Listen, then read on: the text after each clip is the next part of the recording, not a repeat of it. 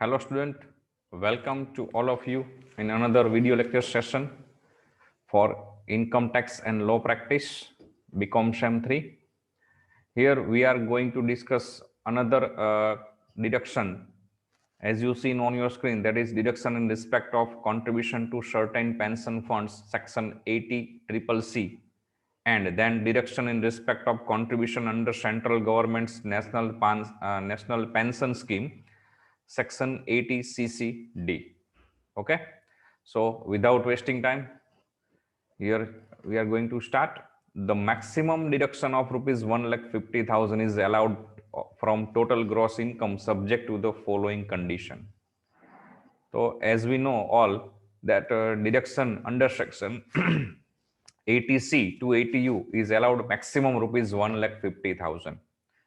તમારી જે કુલ આવક છે ગ્રોસ ઇન્કમ એમાંથી કલમ 80C થી શરૂ કરી અને 80U સુધીમાં તમને કુલ 1,50,000 રૂપિયા તમારી આવકમાંથી કપાત તરીકે બાદ મળે છે, જે તમે કોઈ અલગ અલગ સ્કીમમાં અલગ અલગ પ્લાન્સમાં ગવર્મેન્ટે જે ડિસાઇડ કરેલા છે એમાં ઇન્વેસ્ટમેન્ટ કરો તો એમાં 80CCC 80CCC નો પણ સમાવેશ થાય છે, જેનું deduction in respect of to certain pension fund, તમે કોઈ પેન્શન ફંડ મળવા પાત્ર સ્કીમો એમાં ઇન્વેસ્ટમેન્ટ કરો તો એ છે. This deduction is allowed to an individual assessee, જે વ્યક્તિગત કરદાતા છે એને મળી શકે, કોઈ પેઢીને, કોઈ કંપનીને, કોઈ સંસ્થાને, કોઈ ટ્રસ્ટને આનો બેનિફિટ ન મળે, કોઈ એચયુએફને આનો બેનિફિટ નથી મળતો. ઇન્ડિવિડ્યુઅલ એસએસસી વ્યક્તિગત કરદાતા છે એને જ આનો બેનિફિટ મળી શકે છે. In bracket, irrespective of residential status and citizenship. એ મહત્વનું નથી કે એ વ્યક્તિનું સ્ટેટસ પાછલા વર્ષમાં શું હતું, એ રેસિડેન્ટ હતો, નોન રેસિડેન્ટ હતો, એનું સિટીઝનશીપ ભારતીય છે, ફોરેનર છે, એ સિટીઝનશીપ પણ મહત્વની નથી. ફક્ત એનું ડિડક્શન્સ એને મળવા પાત્ર છે એ વ્યક્તિગત કરદાતા હોય તો. The SSC must have paid or deposit the amount out of his taxable income under any annuity plan of LIC or annuity plan of other insurance companies for receiving pension from the fund. માત્ર એ જરૂરી છે કે એ કરદાતા જે છે એને પોતાની જે કરપાત્ર આવક છે એમાંથી આ કોઈ LICના જે એન્યુટી પ્લાન છે, ફોર એક્ઝામ્પલ બ્રેકેટમાં આપેલું છે જીવન સુરક્ષા, તો એની LICને આવા કોઈ પ્લાન છે જે પેન્શનમાંથી પેન્શન ફંડ આપે છે આફ્ટર રિટાયરમેન્ટ, અથવા તો કોઈ એવી બીજી કોઈ ઇન્સ્યોરન્સ કંપની છે, ભારતમાં ઘણી બધી ઇન્સ્યોરન્સ કંપનીઓ છે, એમાંથી કોઈ ઇન્સ્યોરન્સ કંપનીમાં એને એવું ઇન્વેસ્ટમેન્ટ કરેલું હોય કે એના પેન્શનમાં એના પોતાની અત્યારની જે ઇન્કમ છે એમાંથી પેન્શન ફંડમાં ઇન્વેસ્ટમેન્ટ કરેલું હોય તો એના માટે એલિજિબલ રહેશે. Number 3, any pension received from the annuity plan or amount received on surrender of the plan will be considered taxable in the year of receiving the amount. જે વર્ષે પેન્શન ફંડમાં ઇન્વેસ્ટમેન્ટ કરે છે એ વર્ષે એને ડિડક્શનનો બેનિફિટ મળશે જે તે વર્ષમાં. ફોર એક્ઝામ્પલ, તમે દર વર્ષે 20,000 રૂપિયા પેન્શન ફંડમાં ઇન્વેસ્ટમેન્ટ કરો છો તો દર વર્ષે તમારી ઇન્કમમાંથી 20,000 રૂપિયા અંડર સેક્શન CCC મુજબ તમને ટેક્સમાંથી લેસ મળશે, મતલબ કે તમારી ઇન્કમમાંથી બાદ કરી દેશે, એટલે એટલો ટેક્સ તમારે ઓછો ભરવાનો થશે. તો એની સામે જ્યારે આ amount at the time of maturity, જ્યારે પોલિસી મેચ્યોર થશે ત્યારે, અથવા તો તમે ડ્યુરિંગ પીરિયડ તમે પોલિસી સરેન્ડર કરી દો, ફંડને સરેન્ડર કરી દો, તો એ વખતે તમને જે રકમ મળવા પાત્ર થાય છે ત્યારે એ રકમ જે વર્ષમાં તમને મળશે એ વર્ષે જે કંઈ રૂલ્સ પ્રમાણે ટેક્સ હશે એ પ્રમાણે ટેક્સ લાગુ પડશે.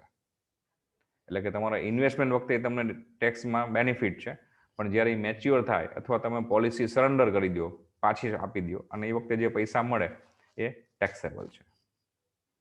નેક્સ્ટ છે deduction in respect of contribution under central government national pension scheme. કેન્દ્ર સરકારનું જાહેર કરેલા કોઈ NPS એટલે કે નેશનલ પેન્શન સ્કીમમાં તમે રોકાણ કરો છો, કોન્ટ્રીબ્યુશન આપો છો, કોન્ટ્રીબ્યુટ કરો છો, તો સેક્શન 80CCD નો તમને બેનિફિટ મળશે. જોઈએ એમાં શું છે. This new scheme, મતલબ કે NPS, is applicable to an SSC being an individual employed by the central government or any other employer or any other SSC being an individual. એવી કોઈ પણ વ્યક્તિઓ કરદાતાને એનો લાભ મળશે જે કેન્દ્ર સરકારમાં કામ કરતી હોય અથવા બીજી કોઈ ખાનગી સંસ્થામાં કામ કરતી હોય અથવા કોઈ પણ જે ઇન્ડિવિડ્યુઅલ SSC છે એને એનો બેનિફિટ મળવા પાત્ર છે. Condition to claim deduction in respect of contribution under this scheme, including Atal pension યોજના એપીવાય જે આપણે કહીએ છીએ આરએસ અંડર, કોઈ પણ નેશનલ પેન્શન સ્કીમ જે છે કેન્દ્ર સરકારે જાહેર કરેલી, એમાં તમે જે કંઈ કોન્ટ્રીબ્યુટ કરો છો, ઇન્વેસ્ટમેન્ટ કરો છો, એવું પણ કહી શકાય કે કોન્ટ્રીબ્યુશન કરો છો, તો એ નીચેની શરતોને આધીન તમને બાદ મળવા પાત્ર છે. એમાં નંબર 1 છે an individual employed by central government or any other employer, કે અહીંયા તમે જે ઇન્વેસ્ટમેન્ટ કરો છો, કોન્ટ્રીબ્યુશન આપો છો, એ સેન્ટ્રલ ગવર્મેન્ટની તમે કર્મચારી હોય, અહીંયા રોકાયેલી એમાં કામ કરતી વ્યક્તિ હોય તો પણ ભલે, અથવા બીજી કોઈ વ્યક્તિ હોય તો પણ ભલે. Second, SSC's appointment is made on or after 1st January 2004. Even a self-employed person can claim this deduction. કે જે વ્યક્તિ સેન્ટ્રલ ગવર્મેન્ટમાં કામ કરે છે અથવા બીજી કોઈ પ્રાઇવેટ કંપનીમાં કામ કરે છે, તો એ વ્યક્તિની જે એપોઇન્ટમેન્ટ 1/1/2004ના દિવસે કે ત્યાર પછી થયેલી હોવી જોઈએ. કદાચ તમે કોઈ જગ્યાએ જોબ નથી કરતા, કોઈ સેન્ટ્રલ ગવર્મેન્ટમાં કે કોઈ પ્રાઇવેટ સંસ્થામાં, પણ તમે સેલ્ફ એમ્પ્લોયડ પર્સન છો, વ્યવસાયિક વ્યક્તિ, ફોર લાઈક એ doctor, chartered accountant, lawyer, professor et cetera, તો એ લોકો પણ આમાં ઇન્વેસ્ટમેન્ટ કરી શકે છે, કોન્ટ્રીબ્યુશન આપી શકે છે અને એના ડિડક્શનનો બેનિફિટ એને મળવા પાત્ર છે. Number 3, SSC must have made contribution during the previous year under a pension scheme approved by the central government. કેન્દ્ર સરકારે જે માન્ય કરેલી છે એવી જ એનપીએસમાં, એટલે એવા જ નેશનલ પ્લાન સ્કીમમાં તમારું ઇન્વેસ્ટમેન્ટ હોવું જોઈએ અને પાછલા વર્ષ દરમિયાન હોવું જોઈએ, એ જરૂરી છે. ઇવન એ સેલ્ફ એમ્પ્લોયડ પર્સન મે જોઈન એનપીએસ, એ પણ આપણે આગળ આવી ગયું છે કે કોઈ વ્યવસાય વ્યક્તિઓ પણ એનપીએસ જોઈન કરી શકે છે. મેક્સિમમ ડિડક્શન કેટલું મળી શકે? Employees contribution to NPS is deductible up to 10% of the salary of employee. If contribution is made by any other person who is not an employee, deduction is limited to 20% of his total gross income. તમે કોઈ government સેક્ટરમાં કામ કરતા વ્યક્તિ હોય અથવા કોઈ ગવર્મેન્ટને બદલે પ્રાઇવેટ કે સેમી ગવર્મેન્ટ સેક્ટરમાં કામ કરતી, જોબ કરતી વ્યક્તિ છો, તો તમને જે સેલેરી મળે છે એ સેલેરીના 10% તમને ડિડક્શનનો બેનિફિટ મળવા પાત્ર છે. બટ તમે સેલેરાઇડ પર્સન નથી, તમે જોબ નથી કરતા, તમારો પોતાનો બિઝનેસ પ્રોફેશન તમે હેન્ડલ કરો છો, તો એવા સિચ્યુએશનમાં તમારી જે ટોટલ ગ્રોસ ઇન્કમ છે એના 20% સુધી તમને બેનિફિટ મળશે.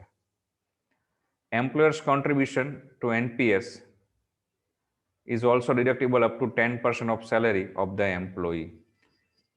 Behalf of employee, એના એમ્પ્લોયર એટલે માલિક જો આ એનપીએસમાં કોન્ટ્રીબ્યુશન આપતા હોય એમ્પ્લોયીના શેરિંગ માટે, તો એમ્પ્લોયીની જે સેલરી છે, એટલે કર્મચારીના વતી કર્મચારીનો માલિક એટલે કોઈ સંસ્થા, કંપની એમ્પ્લોયીના એનપીએસ સ્કીમમાં ઇન્વેસ્ટમેન્ટ કોન્ટ્રીબ્યુશન આપતી હોય, તો એ કંપનીને એટલે કે માલિકને એનો બેનિફિટ મળી શકે. કેટલો? તો કે એમ્પ્લોયીની જે સેલેરી છે એના 10%.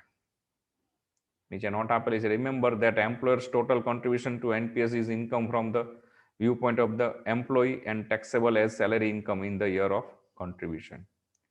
કે માલિક જે કોન્ટ્રીબ્યુશન આપે છે એનપીએસમાં, એ એમ્પ્લોયીના એંગલથી જોવા જાવ તો એની સેલેરી ઇન્કમમાં એડ થશે, કારણ કે કોન્ટ્રીબ્યુશન છે એ એમ્પ્લોયરનું છે.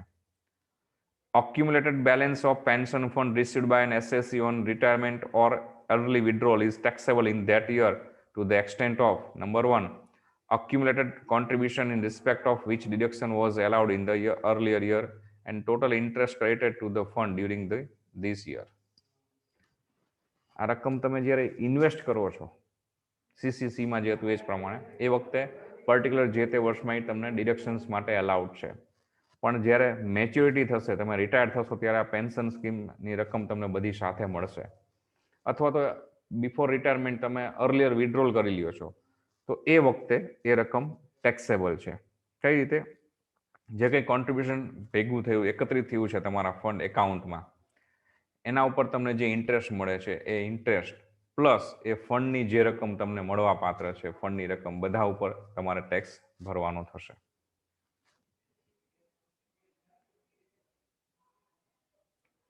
નેક્સ્ટ જોઈએ આપણે deduction for premium paid on insurance policy taken for medical treatment, section 80D. Medical treatment માટે તમે પોલિસી લો છો, આપણે મેડિકલ પોલિસી જે કહીએ છીએ, બરોબર. તો મેડિકલ પોલિસી પણ આજકાલ બહુ ફેમસ છે. ઘણા બધા લોકો હવે લાઈફ ઇન્સ્યોરન્સ તો લેતા જ હોય છે, સાથે મેડિકલ પોલિસી પણ લે છે કે જેથી કરીને કોઈ એવા ડિસીઝ ક્રિએટ થાય, અનનોન ડિસીઝ આવી જાય, અચાનક કોઈ બીમારી આવી શકે તો હોસ્પિટલનો ખર્ચ ખૂબ જ વધી જાય છે. તો એના ફેસ કરી શકાય એના માટે અત્યારે ઘણા બધા લોકો મેડિકલ પોલિસી લે છે, એનું પ્રીમિયમ પે કરે છે. તો એ જે મેડિકલ પોલિસી લઈએ છીએ આપણે, એનું જે પ્રીમિયમ પે કરી છીએ એ પણ અંડર સેક્શન 80D મુજબ તમારી ઇન્કમમાંથી તમને બાદ મળવા પાત્ર છે. ઓકે, એની કન્ડિશન્સ જોઈ લઈએ આપણે. નંબર 1 છે, deduction under section 80D is available to an individual or HUF, may or may not be a resident and may or may not be an Indian citizen. કે તમે જે મેડિકલ પોલિસી લીધી છે એનું જે તમે પ્રીમિયમ પે કરો છો એ અંડર સેક્શન 80D મુજબ તમને તમારી ઇન્કમમાંથી લેસ મળશે. તમે જો વ્યક્તિગત કરદાતા હોય, ઇન્ડિવિડ્યુઅલ એસએસસી, અથવા તો HUF એટલે કે કોઈ હિન્દુ અનડિવાઇડેડ ફેમિલીના મેમ્બર હોય તો. એ ઇમ્પોર્ટન્ટ નથી કે તમે રેસિડેન્ટ છો કે નહીં, તમે ઇન્ડિયન સિટીઝન છો કે નહીં, એટલે કે તમારી સિટીઝનશીપ અને રેસિડેન્શિયલ સ્ટેટસ એ ઇમ્પોર્ટન્ટ નથી. Deduction is allowed in respect of any sum paid in the previous year to the General Insurance Corporation or any other approved insurer approved by the central government of IRDA. તમે જે amount pay કરો છો એટલે કે medical પોલિસીનું જે premium ચૂકવો છો એ પાછલા વર્ષ દરમિયાન કોઈ પણ જીઆઈસી એટલે કે જનરલ ઇન્સ્યોરન્સ કોર્પોરેશનમાંથી તમે પોલિસી લીધેલી, એના જે અલગ અલગ પ્લાન્સ છે એમાંથી, અથવા તો ગવર્મેન્ટે જે ઇન્સ્યોરન્સ કંપનીને ઓથોરિટી આપેલી છે, એપ્રુવડ છે, ગવર્મેન્ટ એપ્રુવડ જે ઇન્સ્યોરન્સ કંપનીઓ છે એમાં ક્યાંયથી તમે આવી મેડિકલ પોલિસી લીધેલી છે તો એનું પ્રીમિયમ તમને લેસ મળશે.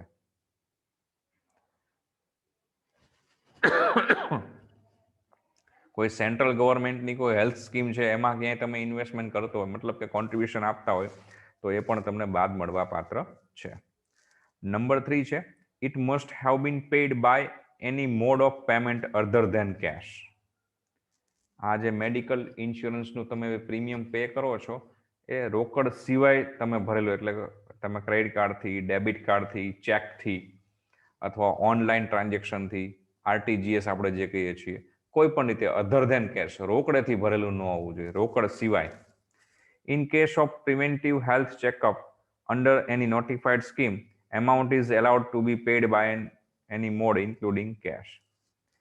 કદાચ કોઈ હેલ્થ ચેકઅપ તમારે કરાવવાનું આવતું હોય તો એના માટેની કોઈ ચૂકવણી કરવાની થતી હોય તો એમાં કેશ અને કેશ સિવાયના જે કંઈ ઓપ્શન્સ તમે પેમેન્ટ કરો છો એ ચાલે છે, પણ એ અમુક ચોક્કસ જે સ્કીમ છે એના પૂરતું જ મર્યાદિત છે, દરેક કેસમાં નહીં.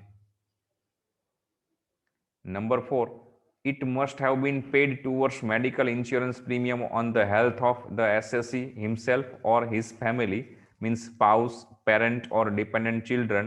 In the case of an HUF, it must have been paid for any member of the family. આ મેડિકલ પોલિસી તમે લીધી છે એનું પ્રીમિયમ તમે જે પે કરો છો તો એ તમને અંડર સેક્શન 80D માં લેસ મળશે, એટલે કે તમારી ઇન્કમમાંથી તમને બાદ મળી જશે. પણ એ પોલિસી કોની હોવી જોઈએ અથવા કોની હોઈ શકે? એક તો તમારી પોતાની, અથવા સ્પાઉસ એટલે પતિ પત્ની, પતિ લેતો હોય તો પત્ની માટે હોય તો બાદ મળી શકે, પત્ની દ્વારા લેવાતી હોય તો પતિની પોલિસીની પ્રીમિયમ બાદ મળી શકે. પેરેન્ટ્સ, તમારા માતા પિતા, ઓર ડિપેન્ડન્ટ ચિલ્ડ્રન, તમારા ઉપર આધારિત જે બાળકો છે આમાંથી કોઈની તમે પોલિસી લીધી હોય મેડિકલ પોલિસી, તો એનું પ્રીમિયમ તમે જે પે કરો છો એ અંડર સેક્શન 80D મુજબ તમને બાદ મળી શકે. હિન્દુ અનડિવાઇડેડ ફેમિલી છે HUF, એ બાબતમાં કોઈ પણ ફેમિલી મેમ્બરનું તમે પોલિસી લીધી હોય તો એનું પ્રીમિયમ તમને બાદ મળી શકે છે. નંબર 5 છે, premium must have bin paid out of the taxable income of the SSC. તમારી જે કરપાત્ર આવક છે એમાંથી પ્રીમિયમ ચૂકાયેલું હોય એ મહત્વનું છે, ફરજિયાત છે. Number 6, any payment made on account of preventive health checkup of the SSC or his family or checkup the parent or parents of the assessee is also eligible four deduction. ઘણી બધી policy એવી છે કે જેમાં medical ચેકઅપની જરૂર નથી પડતી, health ચેકઅપની જરૂર નથી પડતી, તો સામે ઘણી બધી સ્કીમ પોલિસી એવી પણ છે કે કંપની તમને પોલિસી ઇસ્યુ કરે પહેલા તમારું હેલ્થ ચેકઅપ કરાવવું જરૂરી ગણે છે, તો એ સિચ્યુએશનમાં તમારે હેલ્થ ચેકઅપનો ખર્ચ થાય છે. તો એવા કેસમાં તમે હેલ્થ ચેકઅપ માટે જે કે પેમેન્ટ કરો છો પોલિસીની ટર્મ્સને આધારે, પોલિસીમાં ટર્મ્સ જ હોય કે ભાઈ હેલ્થ ચેકઅપ પહેલાં થશે પછી પોલિસી ઇસ્યુ થશે, તો એવા કેસમાં તમને જે હેલ્થ ચેકઅપનું પ્રીમિયમ પૈસા જે ચૂકવો છો, પેમેન્ટ કરો છો, એ પણ તમને ડિડક્શન્સ માટે એલિજિબલ છે, માન્ય રહેશે. ક્વોન્ટમ ઓફ ડિડક્શન, કપાતની મર્યાદા શું છે?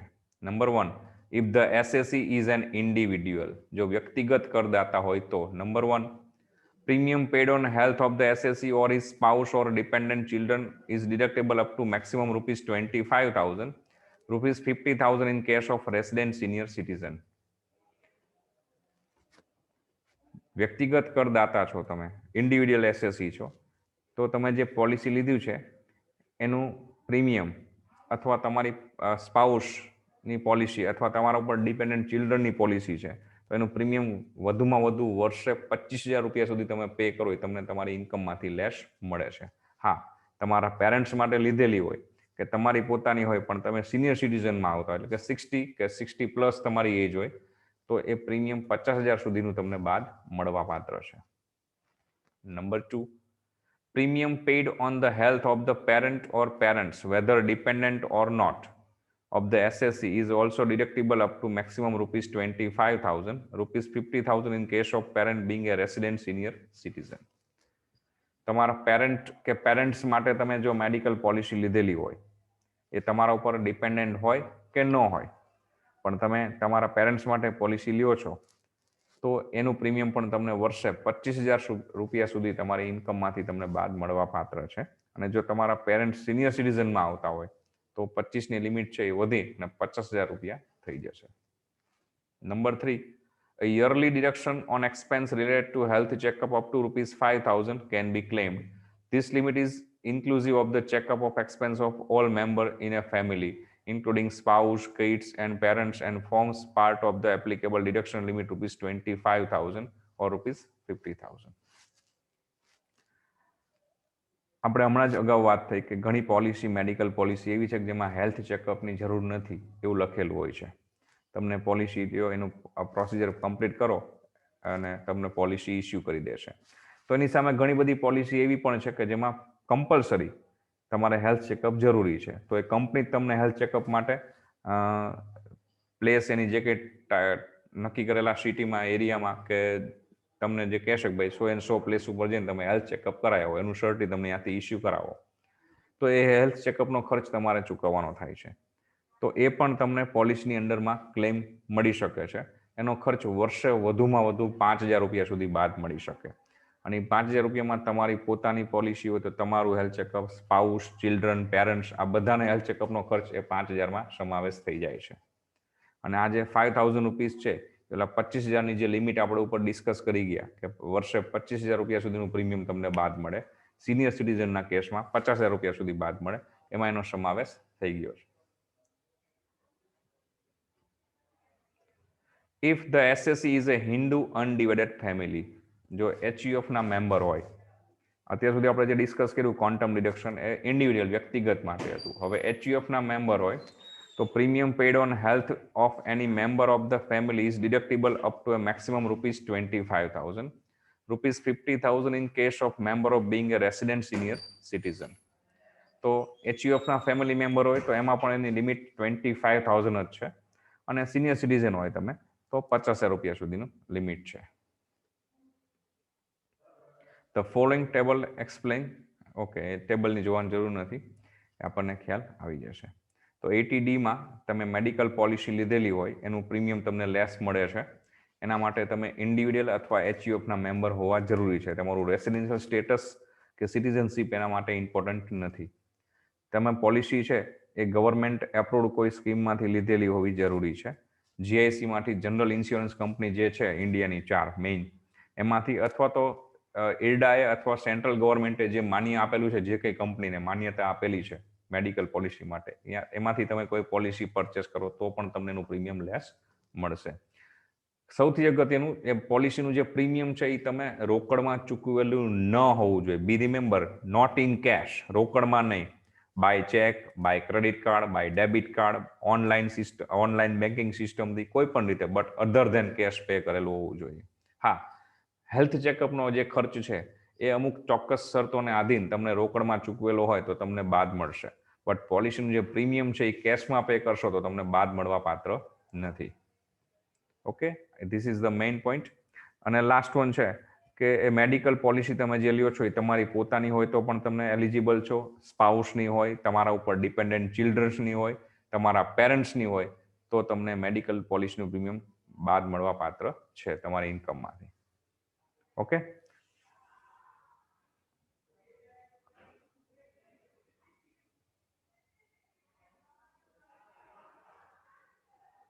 હજુ એક આપણે ડિસ્કસ કરી લઈએ.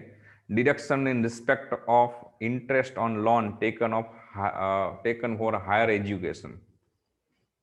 કે તમે ઉચ્ચ અભ્યાસ માટે લોન લીધેલી છે અને એનું ઇન્ટરેસ્ટ, એનું વ્યાજ તમે જે ચૂકવો છો એ તમારી ઇન્કમમાંથી બાદ મળવા પાત્ર છે સેક્શન 80E, કલમ 80E હેઠળ. Section 80E has been interested to provide a general deduction in respect of interest on loan taken for higher studies, engineering, architecture, medical, management, etc. Any condition શું છે? The assessee is an individual. એ કરદાતા છે એ વ્યક્તિગત કરદાતાને જ આ લાભ મળી શકે. Number 2, the assessee must have taken a loan from any financial institution including banking company or an approved charitable institution. કે હાયર એજ્યુકેશન માટે તમે જે લોન લીધેલી છે એ લોન ફરજિયાત તમે કોઈ ફાઇનાન્સ કંપનીમાંથી અથવા કોઈ બેંકમાંથી લીધેલી હોવી જોઈએ અથવા તો કોઈ માન્ય સંસ્થામાંથી લીધેલી હોવી જોઈએ.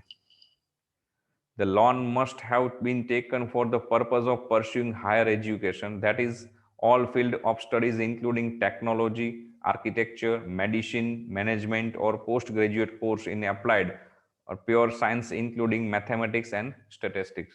આવા કોઈ પણ કોર્સ માટે તમે આ લોન લીધેલી હોવી એ જરૂરી છે, ફરજિયાત છે. It also include all field study including vocational courses pursued after passing SSC or HSC or its equivalent. આ લોન તમે હાયર એજ્યુકેશનમાં વોકેશનલ કોર્સિસ જે છે, વ્યવસાયિક અભ્યાસ, એના માટે લીધી હોય તો પણ તમને બાદ મળવા પાત્ર છે લોનનું વ્યાજ.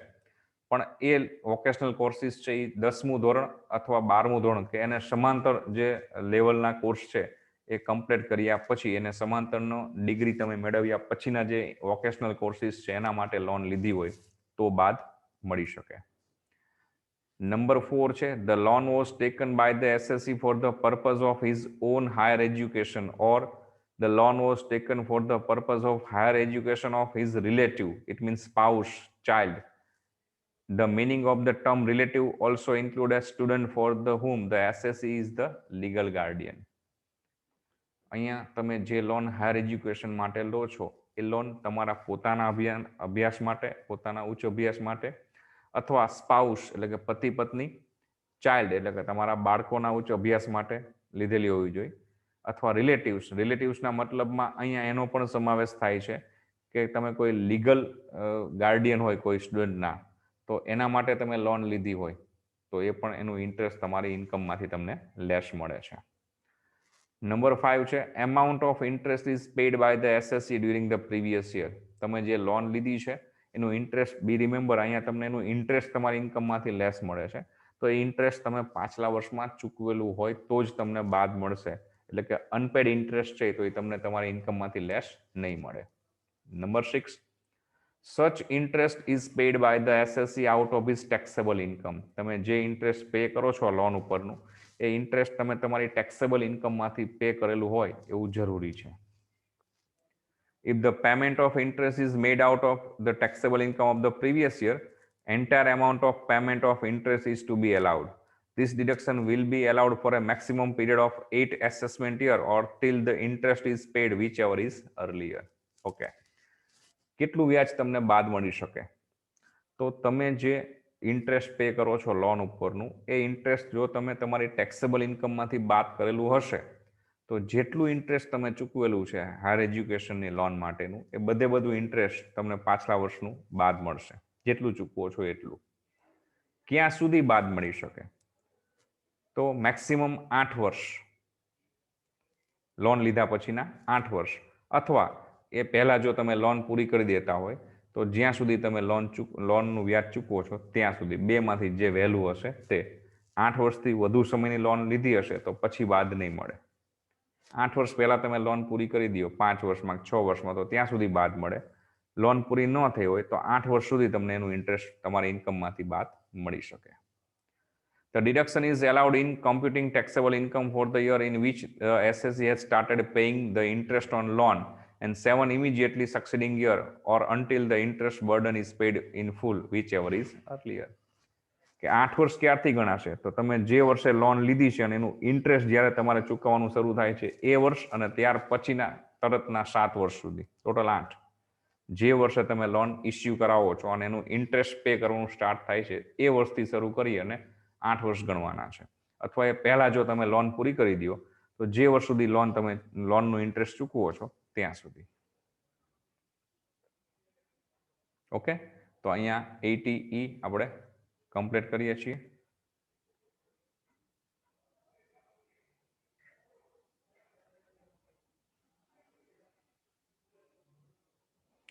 નેક્સ્ટ જો ડિડક્શન 1-2 બાકી છે આપણે નેક્સ્ટ લેક્ચરમાં ડિસ્કસ કરીશું.